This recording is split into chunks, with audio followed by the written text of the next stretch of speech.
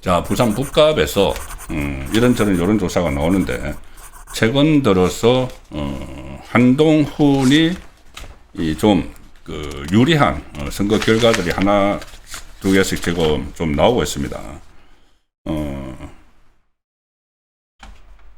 한 조사에서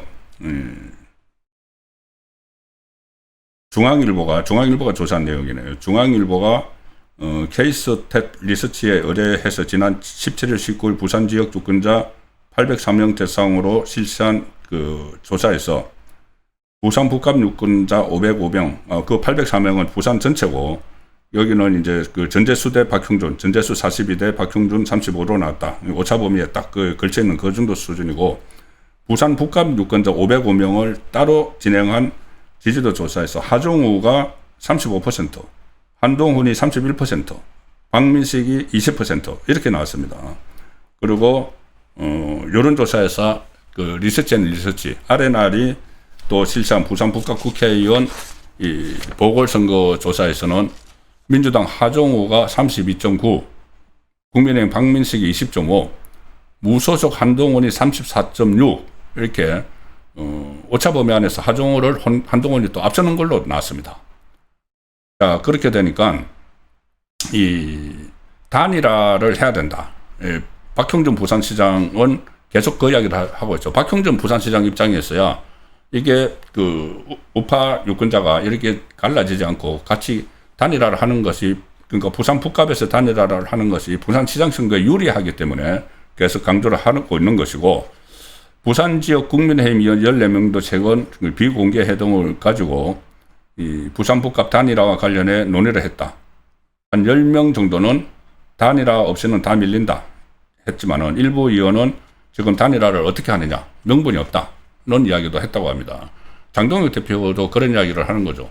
당 대 당 단일화라면 또 몰라도 당에서 이렇게 제명을 한 사람이 여론조사에서 앞선다고 그 사람에게 후보를 주는 게 있을 수 있는 일이냐?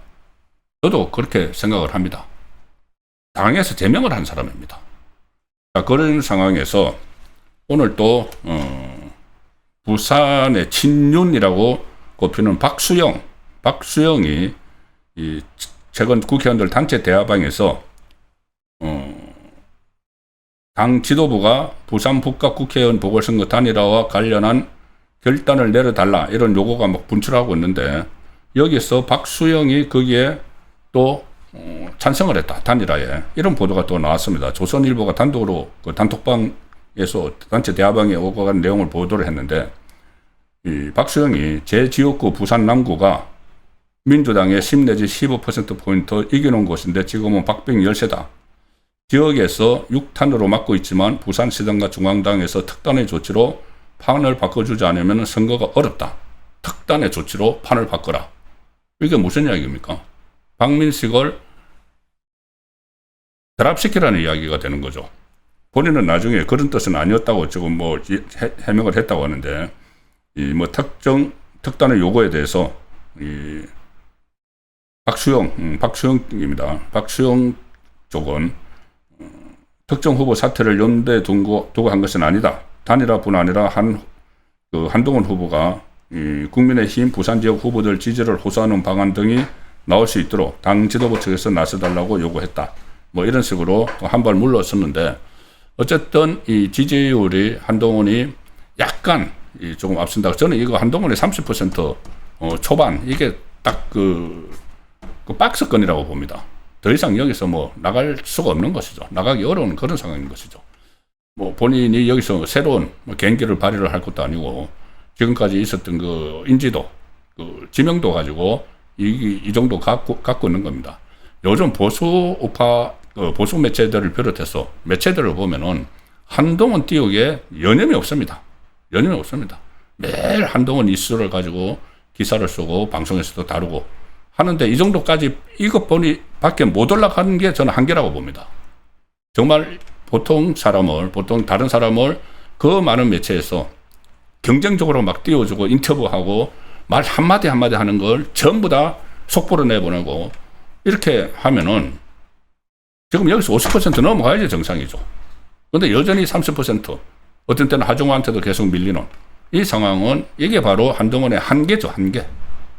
그렇게 밀어주고 또 언론뿐이 아니고 일반 그 대중매체뿐이 아니고 지금 그 시사 프로에서 친한동훈계 패널들이 쫙 깔려가지고 그냥 한동훈 막 그 띄우고 장동혁 비판하고 이런 상황에서 그리고 심지어 뭐 친한계라는 사람들이 이 징계를 각오를 하고 거기 가가지고 막 치킨 같이 먹는 사진 뿌리고 막 이러는데도 이 정도 30% 초반 지지율에 갇혀 있다는 것은 이것은 바로 한계라고 봅니다. 한동훈의 한계.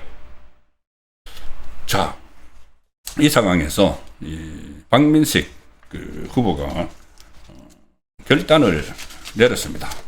자, 사진을 하나 보여드리겠습니다. 여기에 그 박민식 후보가 오늘 삭발을 하는데, 이제 오늘이 공직선거운동 돌입 첫날이죠. 삭발을 하는데 아주 비장한 그 표정으로 삭발을 합니다. 그런데 저기서 머리를 이렇게 깎아주는 분이 어머니입니다. 모친입니다. 올해 연세가 90 대신 모친이 이렇게 아들이 이렇게 결의를 다지니까 직접 이렇게 머리를 깎아주는 그 모습인데, 오늘 이 지방선거 공식운동 첫날이죠. 박민식 후보가 단일화는 결단코 없다. 3자 구도 안에서 무소속 후보와의 단일화를 요구하는 조금 전에 말씀드린 부산 지역 일부 의원들 요구를 일축하고 완주 의지를 드러냈다. 자, 이거는 이렇게 하고 단일화를 할 수는 없죠. 그러니까 본인은 드랍은 안 하겠죠, 절대. 그럼 저는 일단 한동훈으로의 단일화는 물 건너갔다고 봅니다. 나중에 한동훈이 이거 잘못해서 양쪽의 표를 가져가서 하정우가 당선될 수 있다고 생각하면은 한동훈이 드랍을 할 수가 있어도 나중에 다시 국민의힘에 들어가기 위해서라도, 지금 이 상황에서 박민식이 이 후보를 중단하는 일은 저는 없다고 봅니다. 또 하나 이유는 2년 후면은 다시 총선이 있습니다. 박민식 후보가 저기서 2번 국회의원을 하다가 다른 곳에 갔다가 다시 돌아왔는데 여기서 포기를 하고 2년 후에 다시 나올 수가 있겠습니까? 그건 안 되죠. 여기서 완주를 해야지. 끝까지 완주를 해야지 2년 후에도 다시 나올 수가 있는 겁니다. 그래서 이제 저런 그 삭발 하는 그 결의까지 다졌으니까 단일화는, 그러니까는 한동훈으로의 단일화는 물 건너갔다. 그렇게 봐도 무방할 것 같습니다. 그리고 오늘 삭발이 부산 구포시장 쌈지공원에서 열린 출정식을 통해서 했습니다. 이렇게 이야기했습니다. 박민식 후보가 오늘 출정에 앞서서 제 어머니께 직접 머리를 깎아주실 것이다. 배신과 약탈, 희생의 정치가 우리 북구에 발붙이는 일은 결코 용납하지 않겠다는 결사의 의지다. 배신, 약탈, 희생, 전혀 인연이 없는 부산 북구에 왔다는 이야기죠, 한동훈이. 그리고 모친이 김순용 여사인데 올해 90살 김순용 여사 모친이 준비된 이발 도구를 통해서 삭발을 했다. 그리고 이 박민식 후보는 눈물도 보였다. 그리고 이렇게 이야기합니다. 그 박민식 후보가 한동훈 후보는 이명박 대통령을 구속시키고 박근혜 대통령을 사법의 칼날 앞에 세우고 윤석열 대통령의 등을 돌려 정권을 무너뜨린 잔인한 배신자다. 잔인한 배신자다. 한동훈을 용납하는 그 순간 보수가 초토화되고 북구가 약탈이 되고 민주당 기생의 길이 완성된다. 그래서 공식 선거운동 첫날부터 삭발 강수를 둔 것은 단일화 압박을 완전히 일축하기 위한, 그리고 뭐 지지율도 지금 어느 정도 또 고착 상태에 있죠. 그것을 좀 타개하기 위한 그런 고육책이다, 이렇게 볼 수가 있는데, 그중에서 특히 단일화는 물 건너간 순간이다, 이렇게 이야기를 했습니다.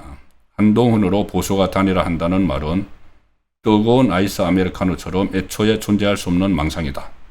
깎인 머리로 저는 단 한순간도 흐트러지지 않고 폭풍석을 걷겠다. 자, 그래서 단일화는 물 건너갔다. 저도 안에 하나 한동훈으로 단일화가 되고 박민석 후보가 드랍하는 상황이 오면은 이거는 정당으로서의 존재 가치가 저는 없어진다고 봅니다. 일단 제명을 한 사람을 뭐 정치 역학 구도상 좀 불리하다고 해서 그 지역에 원래 전재수 의원 민주당 지역인데 거기에서 뭐 한석을 더 얻기 위해서 그런 큰 대의명분을 줘버리는 그런 그 결정을 내리면 그 정당으로서의 가치가 없어지는 것이죠. 그리고 저렇게 한동훈이 여기저기 기웃기웃하다가 부산 북갑에 가서 만에 하나 국회의원이 돼서 다시 등장을 한다면은 국민의힘에 상당한 장기적으로 부담이 될 수 있는 그런 상황이기도 한 거죠. 그리고 무엇보다도 후보 본인이 저렇게 완주 의지를 밝혔기 때문에 단일화는, 그러니까 한동훈으로의 단일화는 물 건너갔다. 그렇게 보셔도 무방할 것 같습니다.